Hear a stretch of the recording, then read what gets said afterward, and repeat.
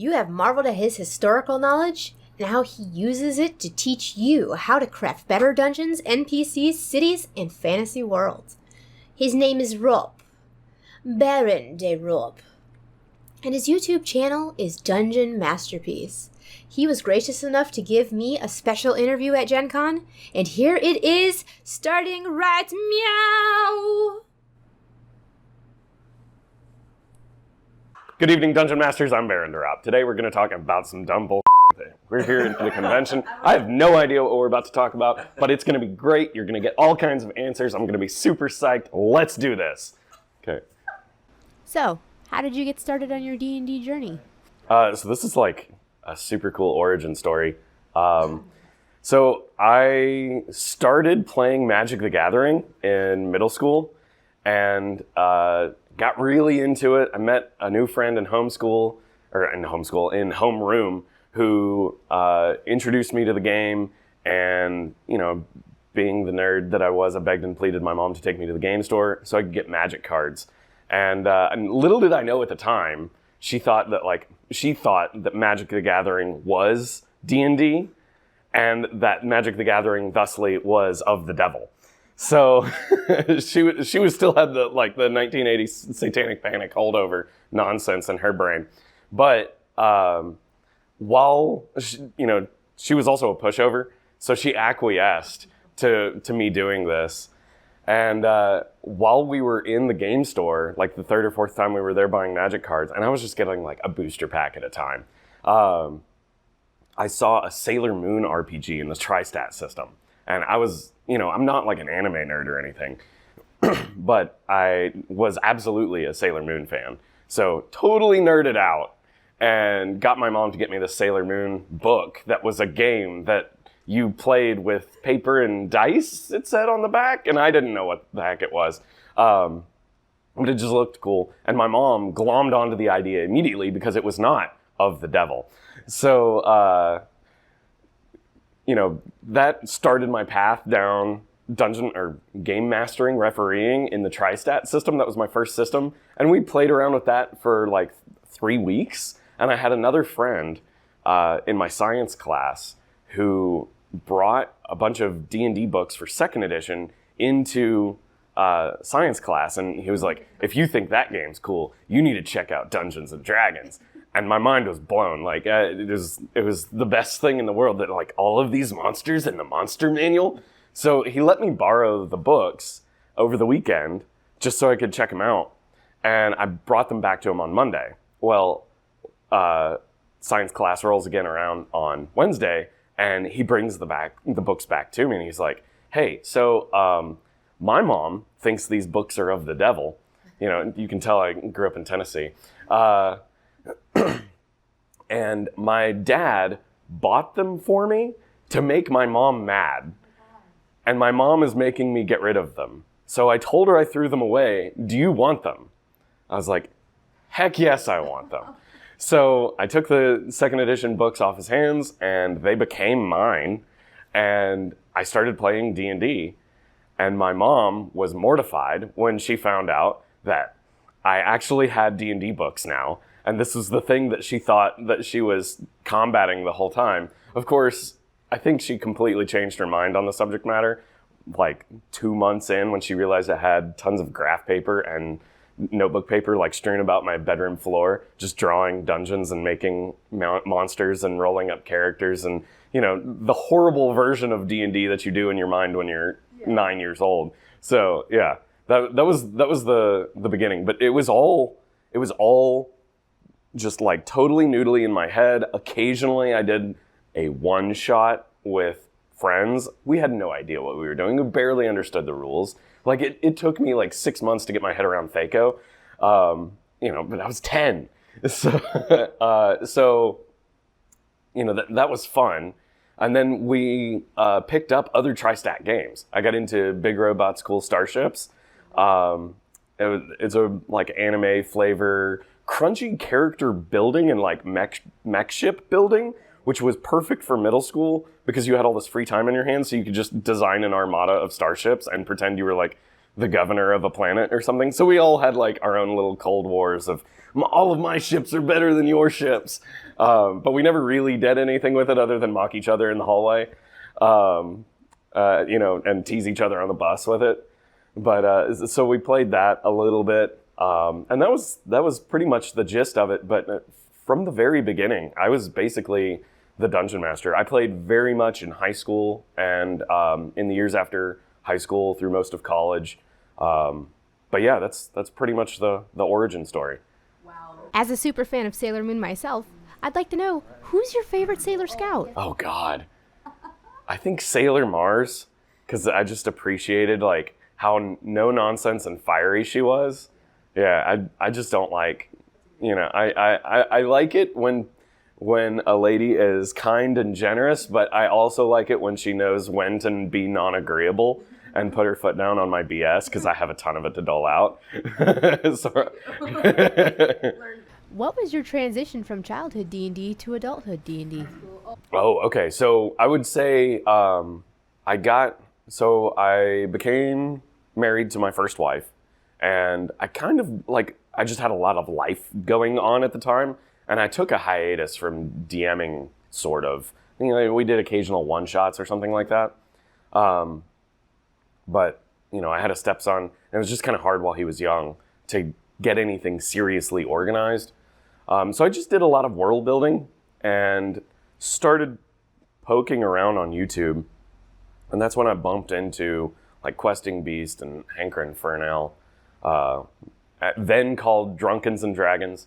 And while I was doing all of this world build, I was also read Justin Alexander's blog, The Alexandrian. Totally check that out.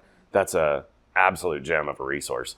But I kind of just got into a very philosophical mindset about gaming while I wasn't really playing all that much. And, some of the, especially Drunkens and Dragons, but some of that creative space really got me to open my mind to, rather than just accepting rules as written as this is how you play, to really start thinking about the dynamics of how the rules interact with the players, how the players interact with the rules, how that controls the social, or how it influences the social dynamic at the table. I started just getting really noodly in my head about it. I don't know. I mean, I can wax poetica about that, but usually people start rolling their eyes. Even nerds start rolling their eyes. I'll come up with a Hegelian dialectic of dice rolls or something. So, how evil are you as a DM? Oh, how evil am I as a dungeon master? I don't think I'm explicitly evil. I think it's... Whoop, I'm kicking the mic around. I don't think it's explicitly evil or anything. It's more of I just really want to ramp up the pressure on my players so that they are in a slippery slope condition that constantly eats away at their resources.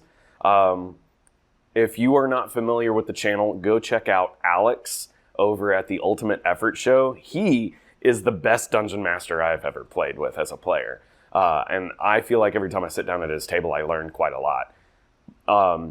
I would say that my style contrasts with his in that I like to have a slowly droning pressure that eats away at player resources until I just slam them with something impossible. And I like the idea of, putting a time pressure on players where they feel like they have to drop an item in order to carry on, or use an expendable item in order to carry on.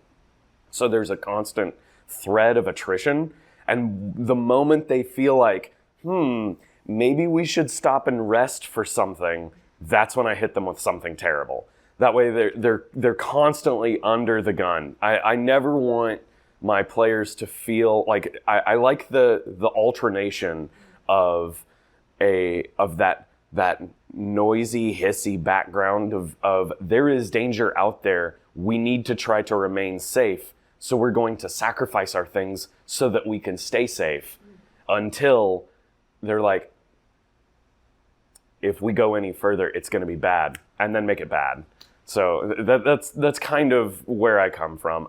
As far as like a adventure writing or like a campaign style, I tend to go sandbox when I can, but I'm finding that my players, and this is something that nobody really talks about, I feel like, on YouTube.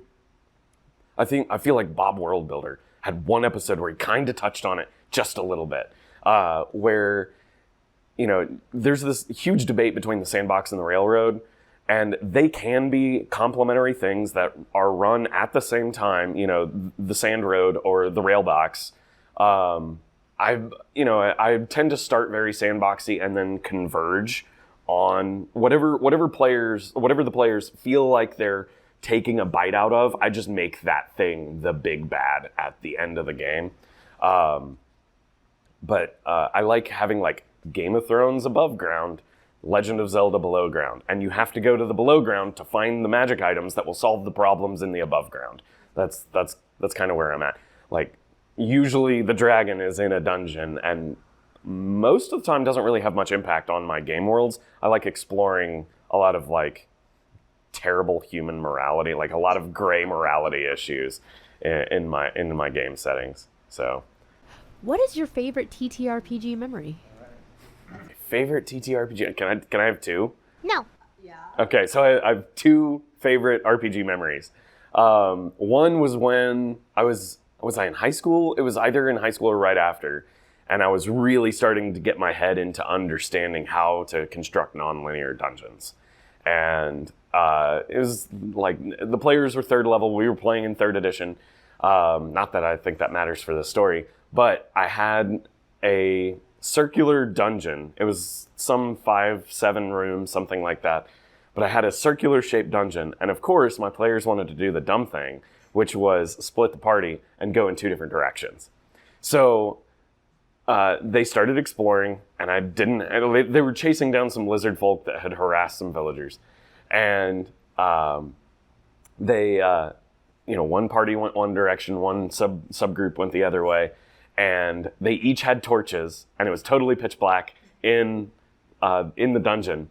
And I would like flip back and forth between the tables, or the sides of the table, and be like, okay, you start seeing flickers of torchlight approaching you. What do you do? And they're like, we dive into the barrels. And then I'm like, okay, what else do you do? Give me some stealth checks, so on and so forth. And then it's hard to pull off and keep it going. But I went back to the other table and had just enough of a chronological separation to where like I took the 3 things this side of the table was doing and rewound time by about 10 minutes of game time and had them work through the same problems. They were like, you hear something rustling in the darkness. What do you do? And they're like, we hide. And we put out the torch. And like all of this stuff. And it was so hilarious because they went on for 30 minutes totally terrified of each other. And once they figured it out, then I had lizard folk attack them. And they were pissed because they had all of their torches were out. They had completely doused themselves. But also had completely exposed themselves to the fact that they were in the dungeon by like throwing stones at each other to try and scare each other away. And the whole time none of them were doing any kind of checks to see if lizard folk were encroaching in on them in the shadows. It was absolutely wonderful. It's a cat break, boogie woogie woogie. It's a cat break, boogie woogie woogie. Okay, so story number 2. I was doing this like super epic quest. This is back before, my friends had kids and we were still young in our careers. I was in my late 20s. And so we were doing this vampire quest where vampires had taken over this ancient tower that had a amylary sphere device in it that had been partially disassembled for reasons. And the parts were MacGuffins for the campaign, but the vampires had tricked the players into collecting the parts. So they could use it as a doomsday device that would cause a permanent eclipse in the celestial sphere. That was the goal, right? So anyway, while they were chasing down more parts in order to re-disable this thing while they were under permanent eclipse, constantly getting harassed by vampire spawn. They were in this dungeon, and a whole horde of vampires had come through. You know, it was like level 15 or something like that. So you can throw the kitchen sink and then some at it. But a whole horde of vampires had started pouring into the dungeon behind them and attacking them. So one caster, create water, the next caster, control water, and they just started ripping the water back and forth to cause acid damage to this huge horde of vampires. And one of the vampires dropped their cleric, and she drowned in this, like, totally bombed all the constitution checks while she was in death saves. They had to make the decision, if we do not kill our own party member, this is not going to work out. Like, we have to kill the cleric in order to kill the vampires. So, anyway, the character died. And there was one vampire left. And earlier in the dungeon, I had just rolled on some random loot tables because I like doing that. And what is the magic item? It's like the filter of love or something like that. Filter of friendship. But it's a potion that, like, you chuck it down somebody's throat, and the first person they look at, like, either becomes completely romantically infatuated with you, or they become your best friend, depending on, you know, sexual orient of, you know, dialectics there. So anyway, made the grapple check with a vampire, which is, one, impossible. Critical success. Got the thing down his throat. The vampire decided he was best friends with this guy all of a sudden. And he was like, save my friend. So they collected the body and, like, apparated some spirits to come in and carried the corpse of the player off. And the player just lost it. Absolute tears. Like, she'd been playing this character for 2.5 years.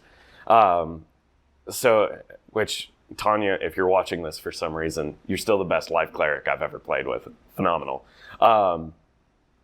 But so the vampires carried the corpse off, and the party was like, okay, what do we do with this?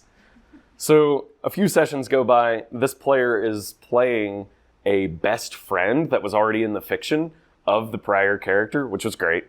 And 3 more sessions go by as this character, and they get to the final showdown on the moon with the vampires trying to destroy the device that was controlling the moon. And I had her character now turned into a vampire working with the vampires on the platform. And I just handed the vampire character sheet back to her. I was like, you can have entire world domination, or you can help save the party. What do you do? And she's like, I go for both. So she tried to turn all of her friends into vampires so that it was great. Total showdown. Yeah, it was great. Yeah. What inspired you to start a YouTube channel? What inspired me to start a YouTube channel? I felt like there was just a lot of content that didn't touch on the kinds of stuff that I was thinking. You know, like I said, I had spent so much time just being noodly in my own head, just getting really philosophical and really contemplative about the rules of the game, like, you know, air quote rules, from a very 20,000 feet, 40,000 feet concept. And I just felt like there wasn't enough of that kind of content. So I started exploring that. And you know, it was something that kind of lurked around in the background of my mind. Oh, I should start a YouTube channel. And then when the pandemic hit, there was nothing else to do. So finally I started doing serious research and started networking and contacting other YouTubers and, like, what did you screw up? Help me understand what you screwed up at the beginning so I don't make those same mistakes. So yeah, it's been fun. What piece of advice would you give to a Shadowdark Dungeon Master? Attack the person carrying the torch. Do everything you can to attack. Like, I feel like the torch mechanics really, and sure, all of the RPGs have torch mechanics, fine. But I think that the advice of attacking the light is really something that you need to be forward. You need to have forward in your game session. if you're a 5th edition Dungeon Master and you're coming into Shadowdark, and really even OSE, a lot of races have infravision. So, but none of the ancestries in Shadowdark have infravision or dark vision or whatever the heck you want to call it, low light vision. That doesn't exist. So that affords you a lot of opportunity to use the light as terrain.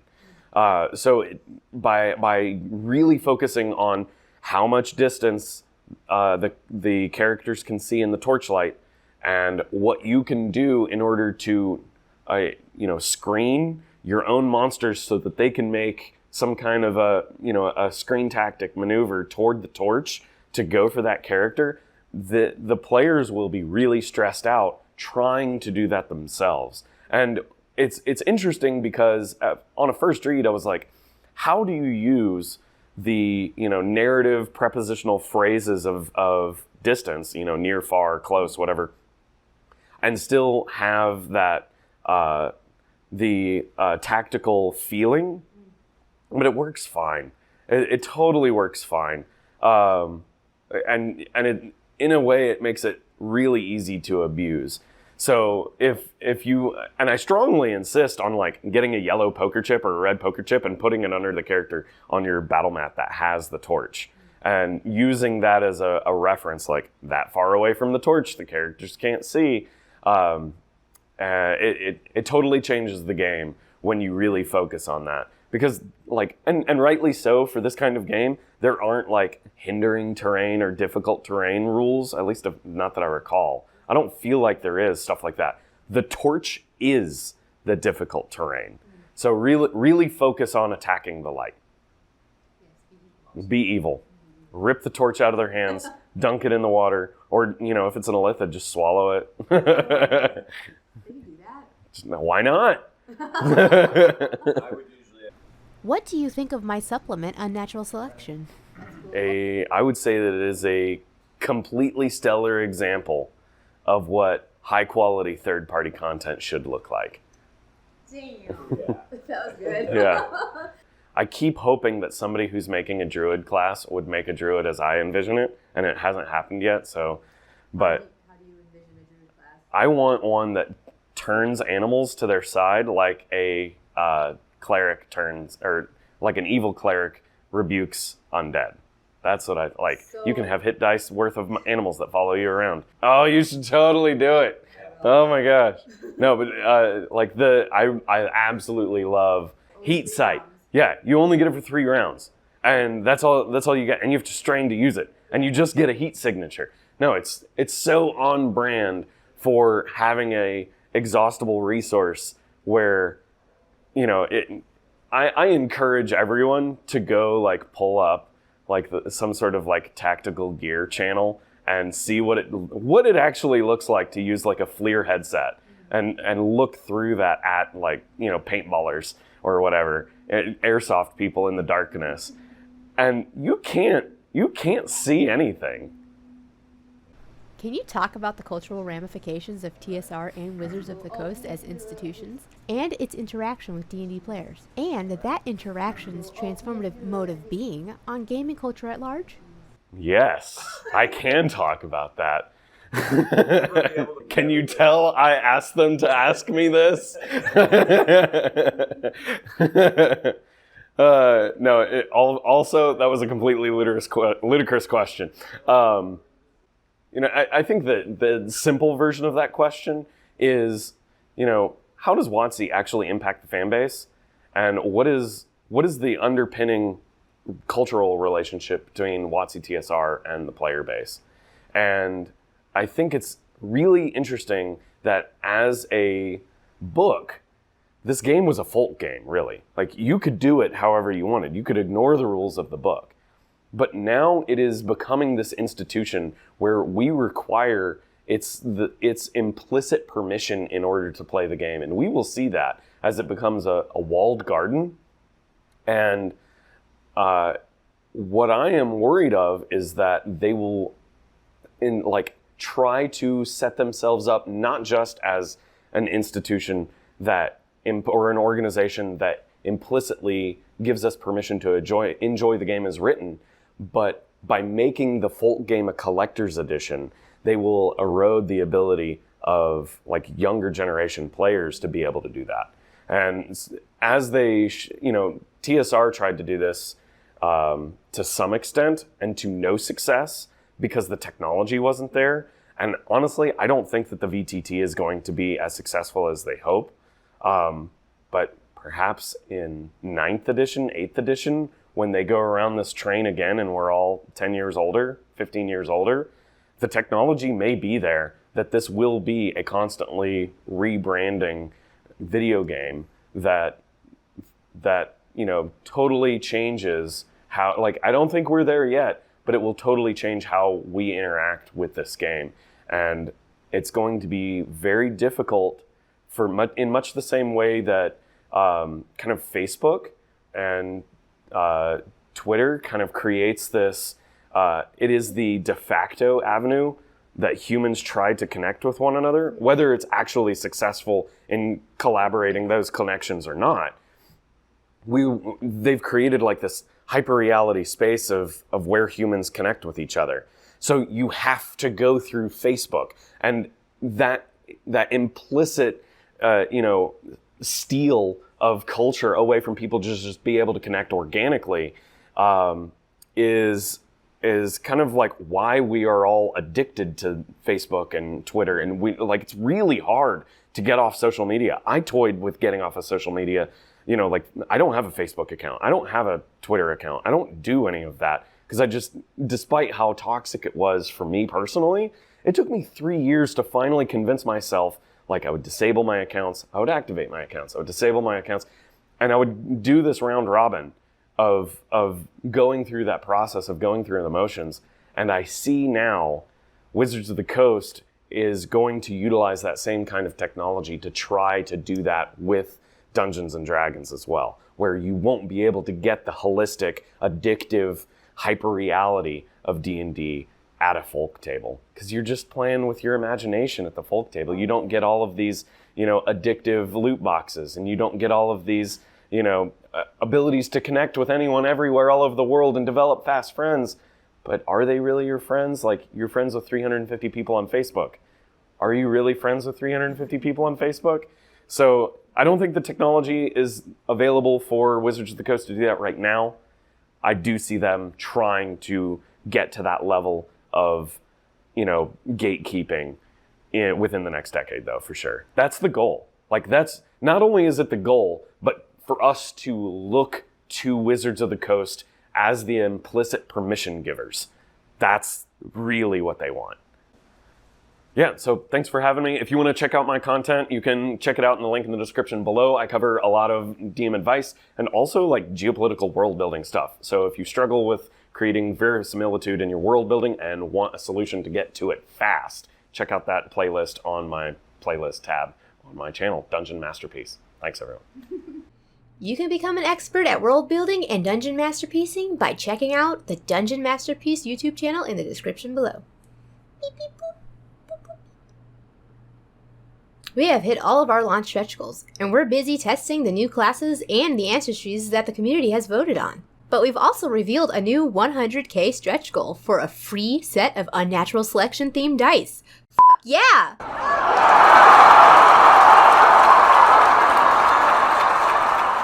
So help us get to 100k so that all of the wonderful backers and shadow darlings who pledged for the physical complete edition and higher all get some free and epic dice. Okay, bye! It's your game, and it's now or never. But it ain't gonna last forever. So fix it while it is still alive. It's your game out is hard to convey. Let parent teach you the right way. He just wants to help your game to thrive. It's your game.